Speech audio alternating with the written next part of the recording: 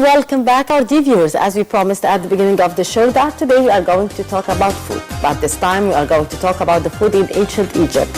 What was the most important meal and the most important food that they have been eating during the ancient Egyptian times? Do we still have some of this food that we are cooking and we are having up till today? That would be our topic for discussion for today with our dear guest in the studio, Mr. Yasser Kamel. He is a tour guide and Egyptologist and author. Hello, Mr. Yasser, and thank you very much for being our guest for today. It's my pleasure, and nice to see you again. A very good morning to you, sir. Thank you. As Mahi said, we do have a menu today. Let's list the dishes first, and then we are going to speak about each dish in detail. Great. Maybe this will surprise you that the Egyptians considered the bread to be the main thing for them. They used to make I'm the a bread. full-blooded Egyptian, by the way. I depend on that. Okay. Yeah, the bread was the main thing, main meal, as well as the beer. Beer and bread. Contracts of workmen that they found that the workmen they used in ancient Egypt to build the pyramids of Giza included that they should be provided with bread and beer. Same bread and same beer like today, or there were similar bread. differences? I mean, the bread was made What out we of call sun bread? different bread. I mean, the sun bread is found, but they had a bread out of emmer wheat. People in Upper Egypt are using sun bread as a main dish or a main addition to any meal. The other bread, or the sun bread, is actually a dry bread. Yeah. I mean, this is the one they would reserve like salty fish in case of famine, disasters, droughts, wars. Yeah. So they were keen to reserve food and save for emergency cases. But the very traditional bread was made out of a kind of wheat called emmer wheat, and the emmer wheat has hard peel or chaff that they never can get rid of once they try to thresh the wheat to separate the peel from the seed itself. Yeah.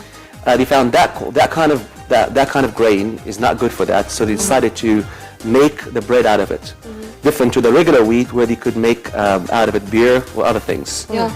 So the traditional things their beer was so rich and was not like European beer, was not soft, was not light, was heavy and full of nutritions.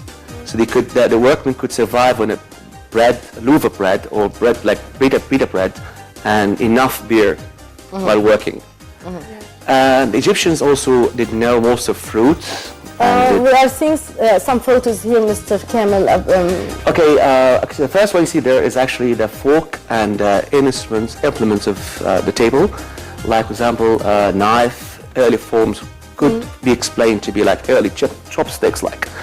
They found, or they used spoons, knives, and forks from archaic history, pre-dynastic times. This may surprise everybody. The Egyptian Museum has a collection of ivory, which is washable thing that the Egyptians of the early civilization or early cultures before the unification used to eat with They forks. cared a lot about their hygiene. That's right. So they used ivory that you can wash. And the first fork they invented was imitation of a human hand. So the first fork came out of ancient Egypt, has a thumb as well as the 12 fingers, and developed to become. It was not like today's fork. No. I mean, the fork we use today was inspired the Egyptians 3000 BC from their hand. They tried to imitate their hand. So the fork came from the hand. So the first fork had a thumb, then developed to become minus the thumb. So earring, whatever, index and so on. And even invented a fork with two fingers like V, and made a fork with a spoon, like spork, we call it. Yeah. It's an Egyptian museum, first floor. So they had invented what could function to be handy. I mean, the fork and spoon are together, and the knife separately. They were used. The funny thing that Egypt declined that we had to bring the silverware from France by Muhammad Ali. Yeah. It's been so prehistory. Egyptians were advanced. They made out of slate plates. They had out of ivory fork, knife, spoons. Like you should see, like that one, for example, a fork. That's a fork. Yeah. And you should see the rest in a slide. And we lost the whole thing, and we had to, by the very smart King Muhammad Ali, who actually modernized Egypt very much and Yes, was indeed. so faithful to Egypt and devotive. He decided to modernize Egypt by sending a delegation to France that he could bring the, this is for storing beer. And Egyptians invented the early ale, beer, and you can see a bread. They had different bread shapes. The round, the pyramid one, and the pyramid one was a kind of bread and a cake too. Yeah. And in So fact, it was somehow sweet, maybe? it's just it has a bit of sugar in it because they used to sometimes add dates to flavor the bread. And so the honey was expensive. They could, of course, they were experienced with bee breeding, and they already made pots to be hives, or honeybee. Honeybee was they used to breed it in a hive of clay or terracotta.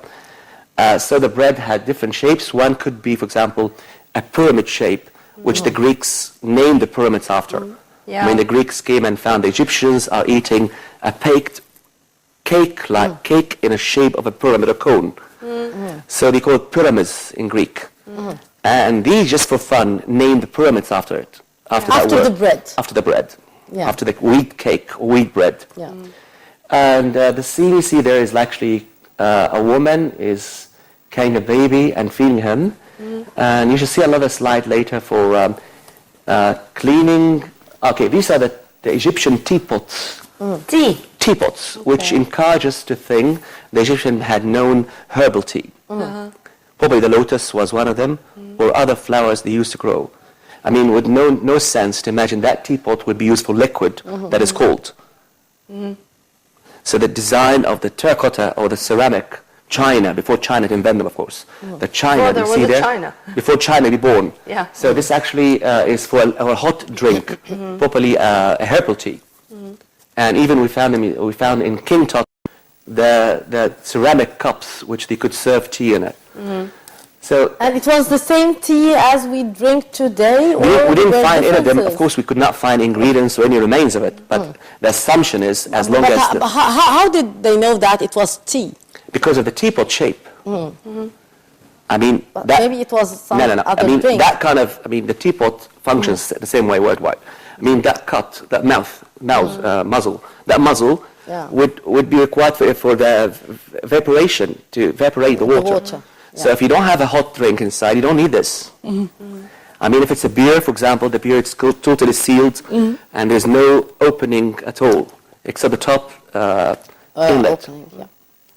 As the Nile River taught Egypt or the Egyptians how their agriculture is going to be their future and their wealth, it told them that fish is going to be one of the main dishes. And as I was just telling you before, being on crime time is on Easter, while Egyptians are eating salted fish in addition to green onion. And I think that this is purely Egyptian, but as an infection, it moved from Egypt to the whole world. If you can This is elaborate. true. Exactly. The Easter is an Egyptian feast. Shimu? Shimu of the creation. So where the flowers blossom and where the river is green and the sun is there. So the egg was assigned to the rebirth in ancient Egypt, and Egyptian cosmogony, that Ra, before to become a sun disk, had transformed into a scarab, a phoenix, an egg. Anyway, so the egg is divine in ancient Egypt and represents the rebirth. And the salty fish habit was inherited from being the Egyptian facing, or maybe faced a lot of droughts and famines. So they were smart to save, and also the fish was not allowed for priests to eat most of the year. It was too vital to eat fish in their fasting, or in like sort of devotion to religion. I mean, there would be no required energy. Most priests are just like, they would live separate from the society, and the fish was avoided. So, except in festivals or feast. So the salty fish idea that you would catch fish And what early. about the cookies? and cookies too. Cookies are found in scenes of offerings of gods. Yeah. The funny thing I'd like you to know today that And it was the same cookies that we eat today. very similar, round and exactly the same pattern on it. Was it related somehow to celebrations like we eat kahk or petit Feast. four? A feast would have fish, salty fish, of course, not fresh fish, because usually they could not catch, or they may not catch on that day. Then they have, like as she said, onion and as well as cookies. I'll ask him a very important question. Yes, because please this is do very let me. much related to us. When we are watching the drawings on the temples, we find that all Egyptians were very smart, and they Well shaped. well shaped, no obesity, and in the same time we know that they had a lot of delicious dishes. How they kept well formed, as my dear colleague Mahi said, and I don't think that we found any papyrus talking about a diet or a low-calorie diet, stuff like that. Is that true, or this was only for the temples and on the ground the case was different? Probably was different. I mean, of course, the Egyptians were sporting nation. I mean, we had sports already known, and you would always look at scenes that represent a nobleman. A nobleman could maybe be more educated, so they would just be keen to look after their own health. So they are not the right sample, and maybe it's a way also to enhance the way it was. Because they thought if life happens after death, they were very sure about this, they will be reborn in the way they were painted.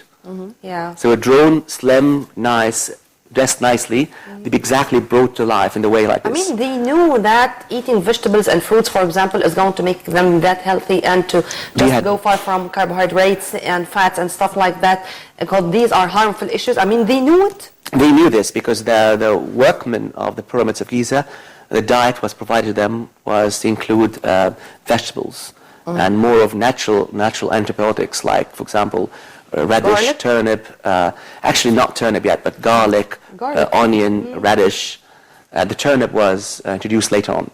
So they insisted to have, or the doctors, the supervision was done to the workmen of the pyramids of Giza, forced them to include very healthy food. Make sure they can work hard and they never get illness or never to be unwell. The funny thing that made most people not know really is Africa and Egypt did not have chicken at all until reign of Thutmose III. So the Egyptians had ducks, cranes, swans, geese, herons. Most of these birds were eatable for them. Until Thutmose III decided to import the chicken first time from Syria and the pomegranate. So you may see it in a slide. So the offerings of gods, like the gods are given the best food in scenes of temples, they bring the god the best thing, the most fresh. So the gods seemed to be bored of ducks. So duck had been excluded out of the food completely. We had eaten ducks for 4,000 years maybe. So we need to change. So the chicken became the most attractive, the most special meal. And the pomegranate.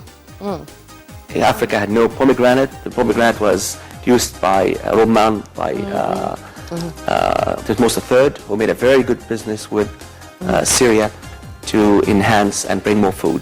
Indeed.